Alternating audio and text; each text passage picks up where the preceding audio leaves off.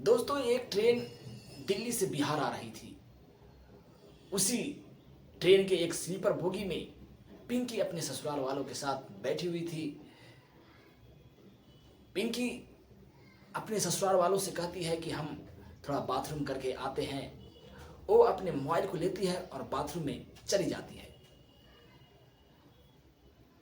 Bathroom में पिंकी बहुत देर तक रहती है। इधर उसके ससुराल वाले सोचते हैं कि पिंकी बहुत देर से बाथरूम गई है, अभी तक क्यों नहीं आई है।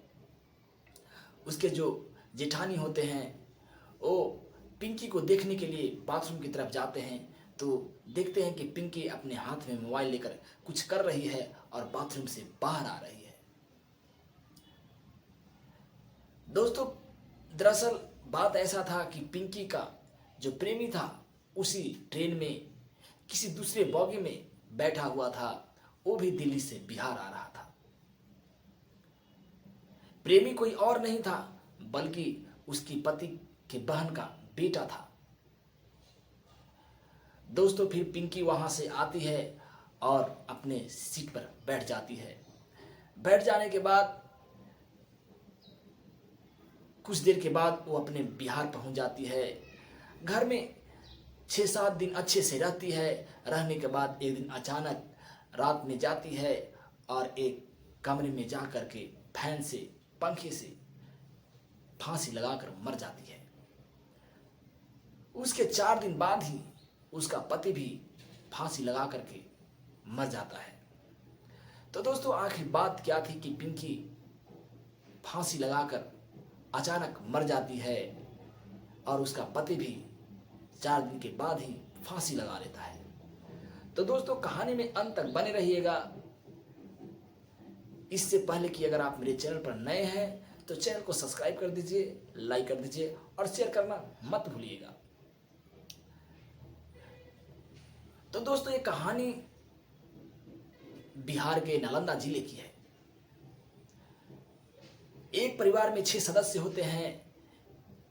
परिवार का आर्थिक स्थिति बहुत ही खराब होता है। साथ में जो परिवार में पिता होते हैं, जो परिवार के चलाने वाले होते हैं, उनका भी मानसिक स्थिति खराब होता है। पिता के मानसिक स्थिति खराब होने के कारण उनका इलाज हमेशा चलते रहता है और अब माँ बच जाती है। माँ अपने 4 बच्चों को भरण पोषण मजदूरी करके करती है। दूसरे के यहाँ जाती है और मजदूरी करती है और करने के बाद अपने बच्चों को भरण पोषण करती है। दोस्तों, परिवार में 2 भाई थे और 2 बहनें थे। 2 भाई में एक भाई का नाम उमेश था और दूसरे भाई का नाम सुरेश था। उमेश भाई और बहनों में सबसे बड़ा था और सुरेश भाई बहनों में सबसे छोटा था। दोस्तों, उमेश सबसे बड़ा होने के कारण उसे पढ़ाई के समय में ही घर की जिम्मेवारियां मिल गई थी। वे हमेशा घर के बारे में सोचता, पढ़ने भी जाता तो पार्ट टाइम में कुछ काम कर लेता था। दोस्तों, धीरे धीरे समय बीतता गया। अब पूरे के पूरे भार उस उमेश पर आ चुका था। पिता का इलाज भी कराना, घर का सारा खर्चा भी देखना।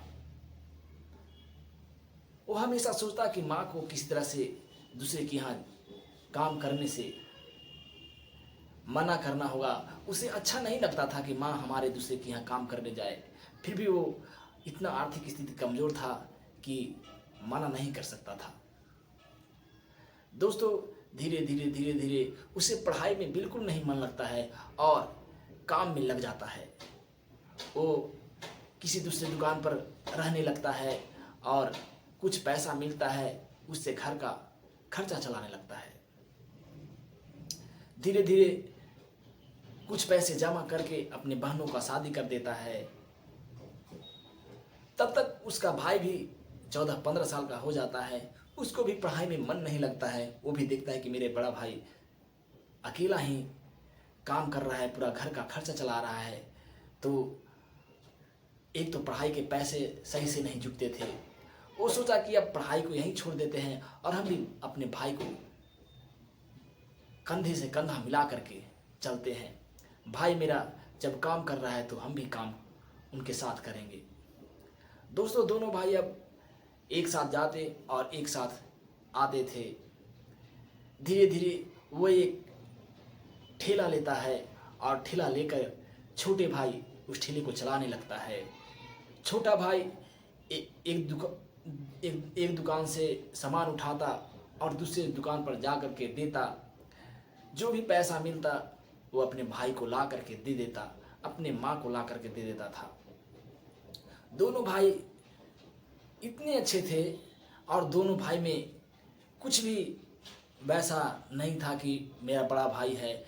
दोनों भाई फ्रेंडली रहते थे, दोस्त की तरह रहते थे। जहाँ दोस्त बनना रहता था वहाँ दोस्त बन जाते थे, जहाँ भाई बनना रहता था वहाँ भाई बन जाते थे। दोस्तों दोनों भाई में इतना अच्छी बॉन्डिंग थी, इतने अच्छे से रहते थे कि अगल बगल वाले उन्हें देख करके दूसरों को बताते थे कि देखो भाई भी है तो वो दोनों है। राम लक्ष्मण की तरह जोड़ी थी। दोस्तों धीरे धीरे समय बीतता जाता है, कुछ पैसे दोनों कमा करके जमा करते हैं और हर कोई का सपना होता है कि घर मकान अच्छे बना ले।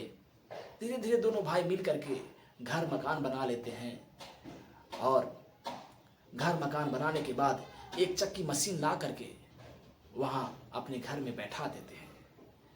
गेहूं पीसने वाला जो चक्की मशीन होता है बाजार से लाते हैं और ला करके बैठा देते हैं और अपने माता को समझा देते हैं कि देखो माता, तुम्हें बाहर ही जाने की कोई ज़रूरत नहीं है। 2-4 ग्राहक जो भी आए उसे तुम अगर तुम्हें करने आएगा तो मशीन चालू करके गेहूं पीस देना, अगर नहीं तो तुम छोड़ देना, हम आएंगे तो हम पीस देंगे। दोस्तों इसी तरीके से अब चलने लगा। उसकी माँ अब सोचती है कि बेटा दोनों कमाने लगा है, अब बड़ा बेटा को शादी कर देना चाहिए था, क्योंकि माँ भी अब बुजुर्ग हो चुकी थी। दोस्तों माँ अपने बड़े बेटे उमेश को शादी कर देती है। शादी करने के बाद वो उमेश का पत्नी होती है, वो भी बहुत ही सुशील और समझदार होती है। वो भी अपने सास को माँ की तरह सेवा पानी करती है और हर एक काम में हाथ बटाती है। अपने पति और देवर को भी हेल्प करती है, हर चीज़ में मोटिवेट करती रहती है। अब दोनों भाई को और खाना अब अच्छे से मिलने लगा था। दोनों भाई अब मन से काम करते थे, अच्छे से काम करते थे। पहले भी मन से करते थे, मगर अब और उनका कुछ अलग एम था कि अब मेरा शादी हो गया है, अब बाल बच्चे होंगे तो उसके लिए और पैसा पढ़ाई लिखाई के लिए जमा करना होगा। वे जब और अधिक मेहनत करने लगे। दोस्तों अब उमेश सोचता है कि मेरा छोटा भाई भी शादी योग्य हो गया है, उसे भी अब शादी कर देनी चाहिए। दोस्तों उमेश एक अच्छी सी लड़की देखता है, सुंदर लड़की देखता है और देख करके अपने छोटे भाई को शादी कर देता है। उस लड़की का नाम पिंकी होती है। पिंकी और सुरेश दोनों खुशी खुशी रहने लगते हैं।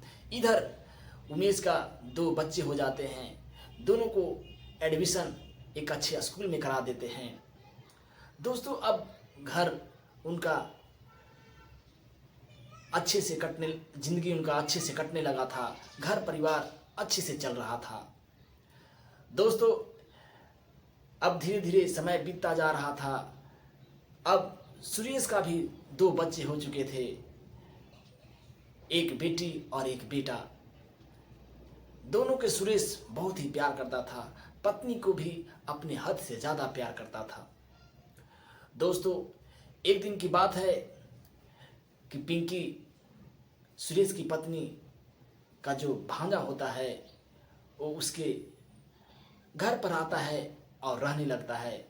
भांजा जो होता है इकलौता होता है, वो आता है तो मान आदर बहुत अच्छे से होता है। वो कुछ दिन तक अपने नानी के यहाँ ही रहता है, यानी कि सुरेश के यहाँ ही रहता है। सुरेश की पत्नी उसे हमेशा मान आदर करती थी, खाना खिलाती, हर चीज़ें जो होता जब जो उसके मामा ला करके देते, हर चीज़ देती थी। दोस्तों वो भांजा ऐसा था कि उसका हमेशा निगाहें छोटी पिंकी पर पड़ी रहती थी। वे उसके बहुत ही गलत तरीके से देखता था।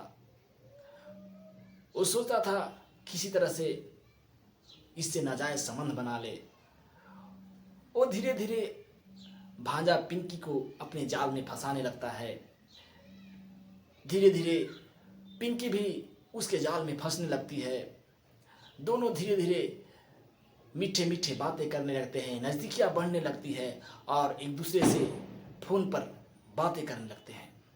जब भांजा यहाँ से चल जाता है फिर भी वो दोनों फ़ोन पर देर रातों तक बातें करते रहते हैं। इधर सुरेश से धीरे धीरे पिंकी का मनमुटाव जारी होने लगा। दोस्तों, अब एक दिन की बात है कि जो सुरेश का भांजा होता है वो क्या करता है कि पिंकी का एक फ़ोटो को शेयर कर देता है और वो फ़ोटो वायरल हो जाता है। वायरल होने के बाद घर वाले देखते हैं, अगल पड़ोस वाले देखते हैं तो सुरेश से कहते हैं कि तुम्हारी पत्नी का फ़ोटो तो वायरल हो गया है, तुम्हारी पत्नी तो पूरी छाई हुई है। सुरेश को अच्छा नहीं लगता है। दोस्तों, सुरेश और उमेश को सब बात गांव वाले बताते हैं तो वो समझाता है कि देखिए, अब आप 2 बच्चे की माँ हो चुकी हैं, ऐसा करना सही नहीं है। गांव जीवार वाले क्या कहेंगे। दोस्तों, इसी तरह सिलसिला जारी था। वो भगीना मानने को तैयार नहीं था। अब दोनों पर प्यार का नशा इतना जोरों से चढ़ गया था कि एक दूसरे के बिना अब नहीं रहने लगे। धीरे धीरे फ़ोन से बातें होते, अश्लील वीडियो वो भगीना होता है बना लेता है और बना लेने के बाद वो फिर से शेयर कर देता है। दोस्तों, पिंकी का पूरा फैमिली मैके की होती है, सब दिल्ली रहती है। पिंकी को भी बुलाया जाता है वहाँ। पिंकी जाती है और वहाँ पे शादी होता है, शादी में शामिल होती है। फिर वे लोग दिल्ली से एक ट्रेन से घर आते हैं। घर आने के बाद फिर उन लोगों को पता चलता है कि फिर से एक वीडियो वायरल हो गया है। वायरल होने के बाद वो पिंकी के घर वालों को बुलाते हैं और बोलते हैं कि अपने बेटी को समझाइए, अपने बहन को समझाइए, देखिए इस तरीके से ये कर रहे हैं। दोस्तों, पिंकी के जो भाई होता है वो समझाता है कि देखो बहन, ऐसा नहीं करना चाहिए, तुम ऐसा क्यों कर रही हो। फिर उमेश अपना भगीना को समझाता है कि ये सब गलत बात है, अगर आइंदा तुम मेरे यहाँ आया तो तुम्हें जान से मार देंगे। दोस्तों, वो भगीना अपने मौसी के यहाँ रहने लगता है। ये पूरा जब बातें सभी तक पहुंच जाती है तो पिंकी को बहुत ही बुरा लगता है कि हमने क्या कर दिया ये सब। वो एक दिन क्या करती है कि रात्रि के समय में चुपके से जाती है, सब लोग सो जाते हैं, वो जा करके अपने रूम में जाती है और पंखे से लटक कर जान दे देती है। दोस्तों, जब इधर सुरेश देखता है तो देखता है कि वो फांसी लगा करके जान दे दी। फिर वो 2-4 दिन के बाद सुरेश भी फांसी लगा लेता है और जान दे देता है। दोस्तों, सुरेश अपनी पत्नी से इतना प्यार करता था कि हद से भी ज़्यादा। दोस्तों, वो 2 बच्चे मासूम थे, उनका भी उन दोनों ने परवाह नहीं किया और दोनों के दोनों फांसी लगा लिए। दोस्तों, सुरेश तो इस चलते फांसी लगाया कि वो सोचा कि अब गांव जेवार में मेरा इज्जत ही क्या रह गया, क्योंकि मेरा पत्नी का वीडियो वायरल हो गया तो हमारा अब इज्जत ही क्या बचा है। इसीलिए वो अपना जान दे देता है। फिर दोस्तों, उस भगीना को पकड़ करके जेल में भेज दिया जाता है।